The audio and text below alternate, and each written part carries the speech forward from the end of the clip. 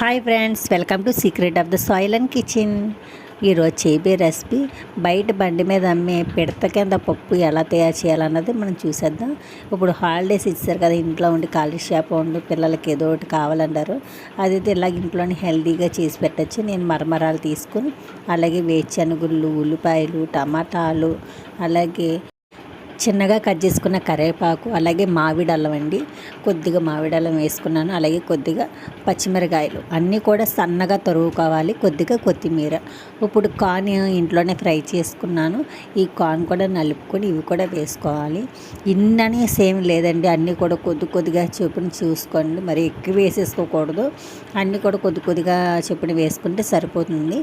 ఇలా అన్నీ వేసుకొని బాగా నలుపుకొని ఇప్పుడు ఇందులో నేను ఒక అర టీ స్పూన్ కారం, ఓ పావు టీ స్పూన్ మిరియాల పొడి, గొంతుకు కూడా చాలా బాగుంటుందండి అందుకుని కొద్దిగా సాల్ట్, గరం మసాలా పావు టీ స్పూన్, అలాగే చాట్ మసాలా ఒక అర టీ స్పూన్, అలాగే నిమ్మకాయ కూడా ఫుల్గా ఒక నిమ్మకాయ అంతా కూడా పిండుకోవాలి.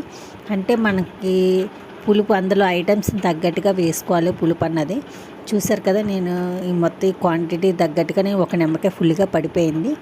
అంతా వేసుకుని మొత్తం కలిపేసుకోవాలి. చూసారు కదా, అయిపోయిందండి. చాలా సింపుల్. కానీ ఇప్పుడు ఎండాకాలంలో లోపలికి వంటగదిలోకి వెళ్ళి ఇవన్నీ చేయాలంటే, ఏమన్నా వండాలంటే మనకి చాలా ఇబ్బంది. అదే ప్యాన్ దగ్గర కూర్చొని ఇలాగా మొత్తాన్ని కూడా చేసుకోవచ్చు. చూసారు కదా, పిడత కింద పప్పు రెడీ.